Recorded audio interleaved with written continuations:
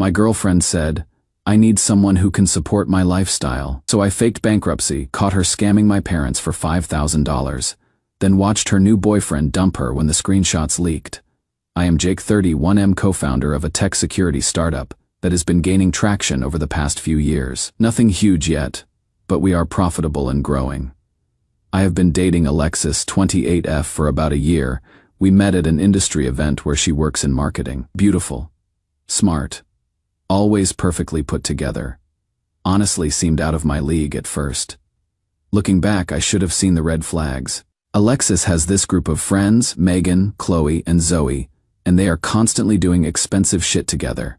Weekend trips, high-end restaurants, designer shopping sprees. And somehow, I always ended up covering most of it. Babe, can you get dinner tonight?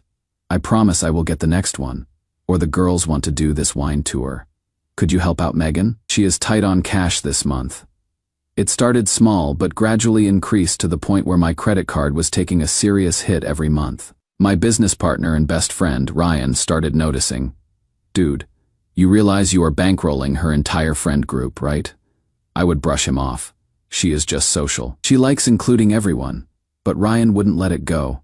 When is the last time she paid for anything significant? You are being used. I kept defending her until last week when Ryan suggested something that seemed crazy at first. Test her.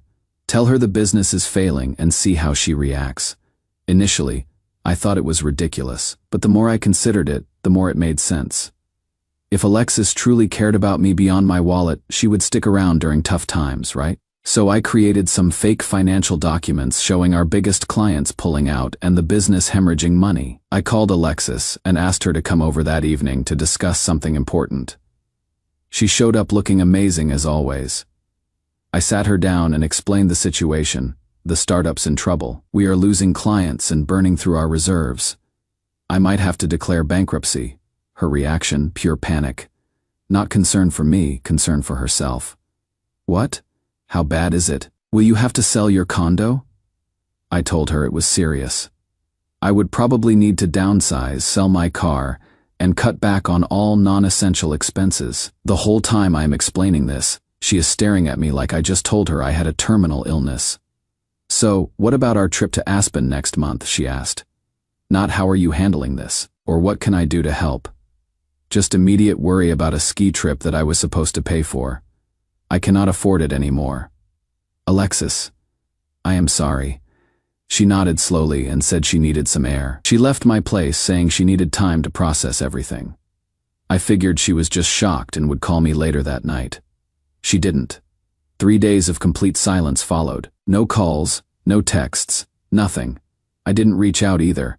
I wanted to see what she would do. On the 4th day, Ryan called me while I was at the gym. Dude, you are not going to believe what I just saw. What is up? I am at Kingsley's for lunch. Alexis is here with her friends, and they are not exactly keeping their voices down. Ryan put his phone on mute but kept the call going so I could hear. Alexis was telling her friends about my financial disaster and asking for advice. I don't know what to do, she was saying. I really like Jake, but I am not trying to date someone who is broke. I have standards, Megan replied. Girl, you need to move on before you waste any more time.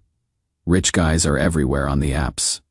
I know, Alexis sighed. I just thought I had a good thing going with Jake. He never questioned anything I asked for. That is exactly why you need someone financially stable, Chloe chimed in. You deserve to be taken care of. I heard enough and told Ryan to get out of there before they noticed him. I was angry, but also strangely calm. At least now I knew the truth. That night, Alexis finally texted me. Hey, I have been thinking about your situation. Can we talk tomorrow? I think we should discuss where things go from here. I didn't respond. I wanted to see what she would do next. The next morning, I got a long message. Jake, I care about you a lot, but I need to be honest. I am at a point in my life where I need stability and security. Your financial situation changes things for us. I think we should take a break while you figure things out. I hope you understand this comes from a place of self-care. I need someone who can support my lifestyle. And there it was. The truth laid bare. Not even an I am sorry or how can I help. Just I need someone who can support my lifestyle. Update 1. Sorry for the delayed update. Had to fly out to San Francisco for an emergency meeting with investors. Turns out when you are actually successful, unlike what Alexis believes, people want your time. So that unknown call I mentioned. It was Alexis's older sister, Diana. We would met a few times at family events, but never really talked much. She is 32, runs her own physical therapy practice, and couldn't be more different from Alexis. Jake, I hope you don't mind me calling. I got your number from Alexis's phone a while back in case of emergencies. No problem. What is going on? I am calling because I overheard Alexis talking to our parents yesterday.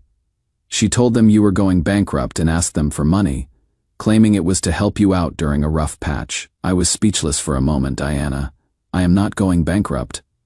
The business is fine. I figured something was off. Alexis has a pattern of financial creativity. Has she been asking you for money regularly? When I explained the situation, the constant requests to cover her friend's expenses, the one-sided financial relationship, and my fake bankruptcy test, Diana wasn't surprised. She did similar things with her ex. Our parents have bailed her out multiple times.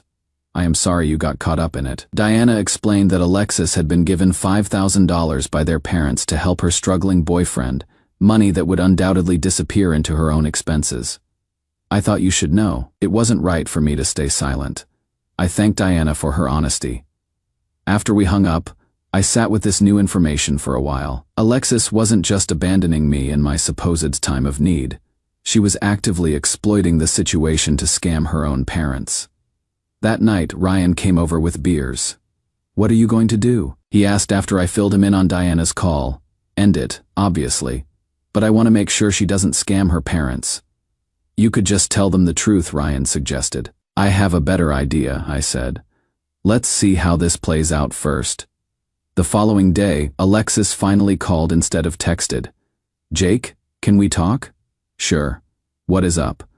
I kept my tone neutral. I have been thinking about us, she said, her voice gentle in that way that usually preceded asking for something expensive. I know things are difficult right now, but relationships are about supporting each other through hard times, right? That is certainly what I thought. I may have been hasty with my message yesterday. I was just shocked and scared. Scared of what exactly? I pressed. Of the uncertainty, but I have thought about it, and I want to help you through this. How generous of you, I said, not hiding the sarcasm. And how exactly do you plan to help? Well, I spoke to my parents. They are willing to lend us some money to help you get back on your feet. Isn't that amazing of them? There it was. The real reason for her sudden change of heart. That is interesting. Alexis, because your sister called me yesterday. Silence on the line. Diana told me about the $5,000 your parents gave you. For me, apparently, Jake, I save it. You weren't planning on giving me that money, were you? More silence. I think we are done here, Alexis. Don't contact me again. I hung up before she could respond and immediately called Diana. I explained everything and suggested she inform their parents about Alexis's scam before the money disappeared. She agreed and thanked me for the heads up. The next day, Ryan and I were at our office when he nudged me. Look at this, he said, showing me his phone. Alexis had updated her Instagram. She was at some rooftop bar with a new guy older, wearing an expensive watch and designer clothes. The caption read, "Sometimes the universe delivers exactly what you need." Well, that didn't take long. I laughed. You okay? Ryan asked. Honestly, I am fine. Actually, more than fine. And I meant it. Instead of feeling hurt, I felt relieved like I had dodged a bullet. That afternoon, I got a text from Diana. Parents confronted Alexis. She denied everything until they mentioned talking to you directly. Then she broke down. They are making her return the money and get financial counseling. I appreciated the update but didn't want to get further involved in their family drama. I thanked Diana for her integrity and wished her well. Later that night, I was at the gym when I ran into someone I hadn't seen in years. Melissa, who had been 2 years behind me in college. We had had a few classes together and always got along well. She is a software engineer now, and we ended up grabbing smoothies after our workouts, catching up on life. When she asked about my dating life, I gave her the abbreviated version of the Alexis situation. Wow, that is awful, she said.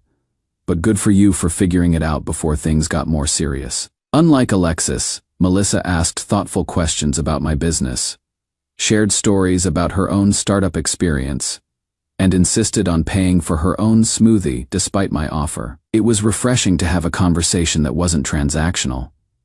As I was driving home, my phone rang with a number I didn't recognize. When I answered, I was shocked to hear a male voice say, "Is this Jake? I am David, Alexis's new boyfriend. We need to talk." What he told me next made me pull over to the side of the road in disbelief, and suddenly, the whole Alexis situation became much more complicated than I ever imagined.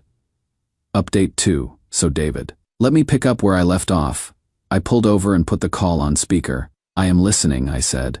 "I met Alexis last weekend," David explained. "We hit it off, exchanged numbers, went on a couple of dates.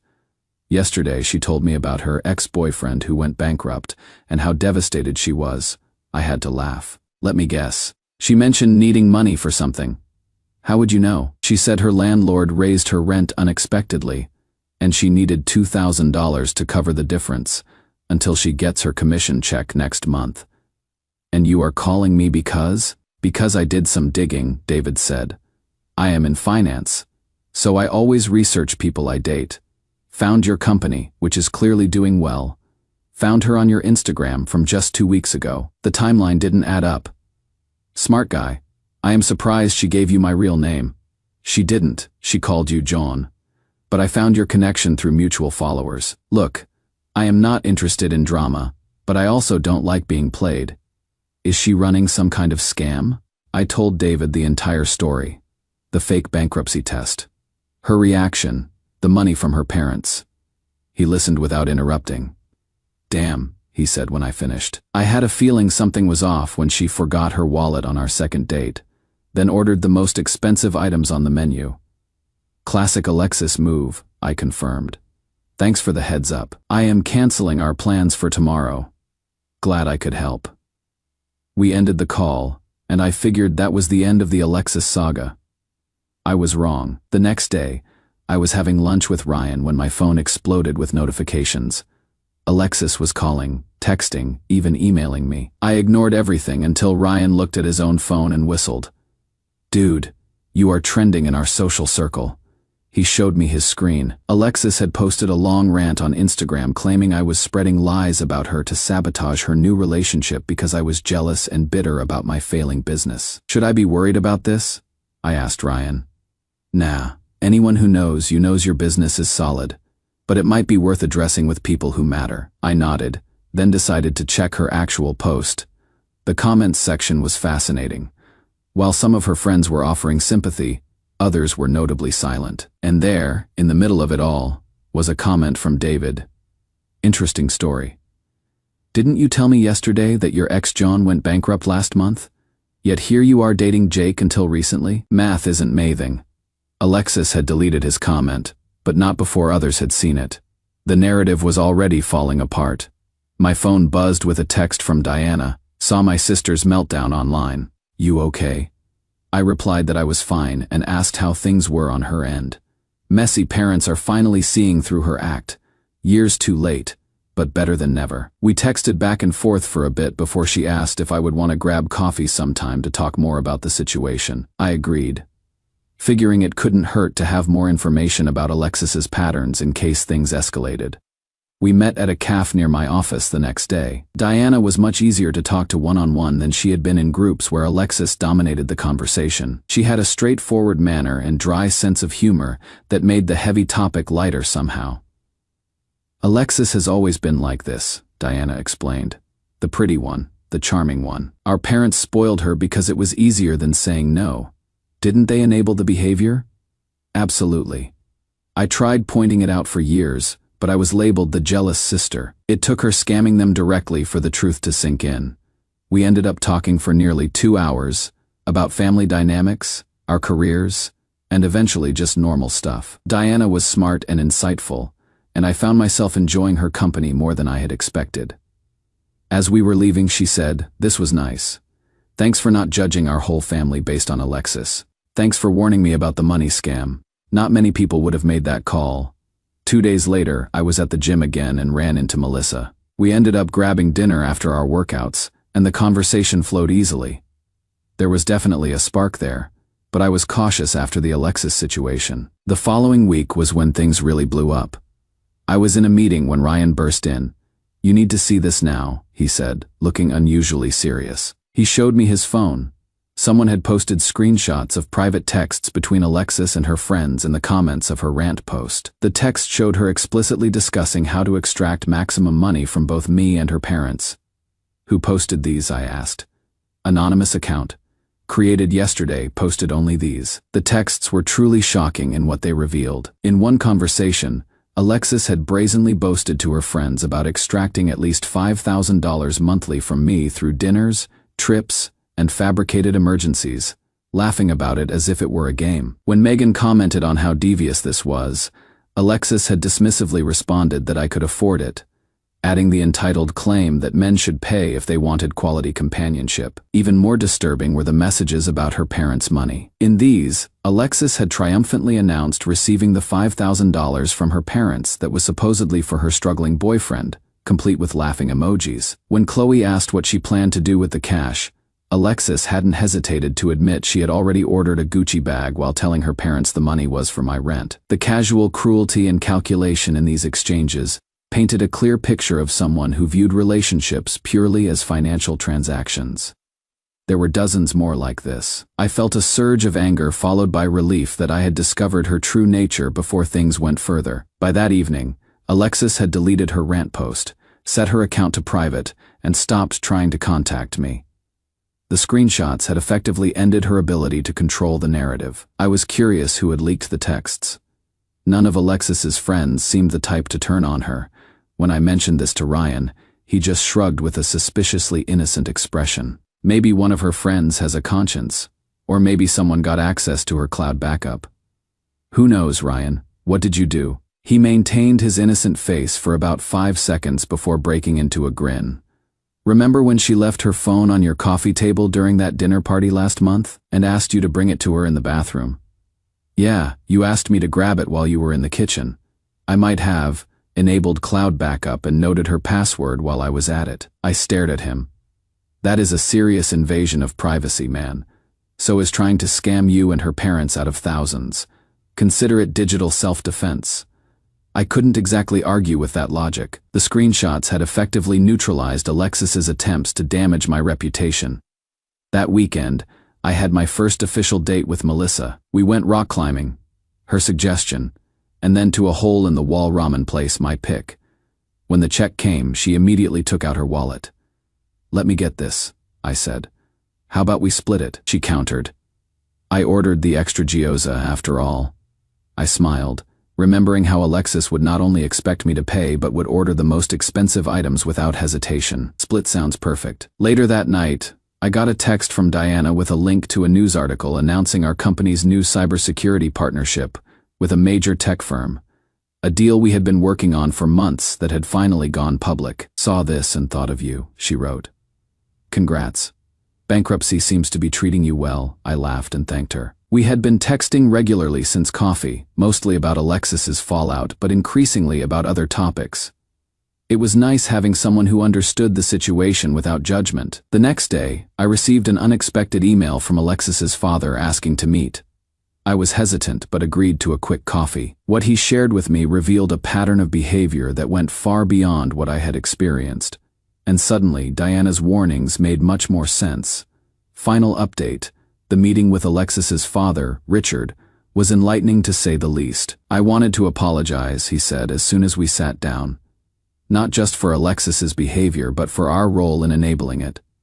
Richard explained that Alexis had been pulling similar schemes since college. There was the tuition increase that required an extra $4,000 spent on a spring break trip. The stolen laptop that needed immediate replacement before finals. The original was sold to a classmate. The apartment security deposit that mysteriously needed to be paid twice. "We always believed her," Richard said, looking genuinely distressed. "Diana tried to warn us for years, but we dismissed her as being jealous or negative." I asked what changed their minds this time. "The screenshots, partially, but honestly, it was your calm, factual explanation to Diana. No angry accusations, just facts. It made us look at the pattern objectively for the first time. He went on to explain that they had cut Alexis off financially and required her to attend financial counseling and therapy if she wanted any future support. She had reacted by moving in with one of her friends and refusing to speak to them for weeks. "She will come around," Richard said without much conviction, "or she will not. But we are done enabling behavior that hurts others." I appreciated his candor and the closure the conversation provided. In the months that followed, my life took some unexpected but welcome turns. The company continued to grow, securing 2 major clients that put us firmly in the black for the foreseeable future. Ryan and I were able to hire more staff and even move to a larger office space. On the personal front, I have been dating Melissa exclusively for 5 months now. She is everything Alexis wasn't: honest, independent, and genuinely supportive. She celebrates my successes without expecting to benefit from them and offers actual support during challenges. When I had to pull 3 all-nighters for a major project launch, she brought dinner to the office and helped test our platform, asking insightful questions that improved the final product. The most surprising development, though, has been my friendship with Diana. After the initial coffee meeting, we kept in touch, gradually becoming actual friends, rather than just people connected through an uncomfortable situation. She has been updating me on the Alexis situation, currently dating some doctor, apparently behaving herself for now. But mostly we talk about work, life, and our shared interest in rock climbing. Melissa introduced us both to the sport. I haven't heard directly from Alexis since the screenshot leak, though I occasionally see updates through mutual connections. After her parents cut her off, she apparently struggled to maintain her lifestyle. The doctor she is dating now seems wise to her patterns. According to Diana, he keeps separate finances and doesn't respond to emergencies with cash. Last month, something happened that brought the whole situation full circle. Our company won a cybersecurity contract with a major financial institution, one where David, the guy who called me about Alexis, happens to be an executive. During the kickoff meeting, he pulled me aside. "I owe you one," he said. "That call saved me a lot of headaches." "Glad it worked out," I replied. "How has life been treating you?" "Great, actually. Engaged to a wonderful woman I met at a charity event last year. Someone who pays for her own dinners," he added with a knowing smile. That evening, I told Melissa about the encounter over dinner at my place. She laughed and said, "The Alexis Bullet Dodge Club grows." As we were cleaning up, Melissa got a bit serious. "Do you ever think about how differently things might have gone if you hadn't tested her?" I considered the question carefully. I might have wasted years on someone who saw me as an ATM, or worse, ended up married to her before discovering the truth. "It is weird to be grateful for a deception, isn't it?" she mused. "But that fake bankruptcy probably saved you a lot of real heartache." She was right. That moment of artificial crisis revealed genuine character. Alexis's lack of it, but also the authentic support of people like Ryan, Diana, and indirectly, led me to Melissa. Last week, I ran into one of Alexis's friends, Megan, at a coffee shop. She recognized me and looked uncomfortable. "Jake, hey," she said awkwardly. "How have you been?" "Never better," I replied. "Honestly, how is Alexis?" Megan hesitated. "She is okay. The doctor broke up with her last month. Apparently, he caught her using his credit card for a girl's trip she told him was a work conference." I just nodded, feeling neither satisfaction nor sympathy. Alexis was who she had always been. I just wasn't her target anymore. As I was leaving, Megan called out, "For what it is worth, I am sorry about how everything went down. Some of us knew it wasn't right, but you never said anything," I pointed out. She looked down at her coffee. I didn't. That small interaction confirmed what I had learned through this whole experience. Character isn't who people claim to be, or even who they are when things are good. It is who they are during challenges, and whether they choose comfort over integrity when those two options diverge.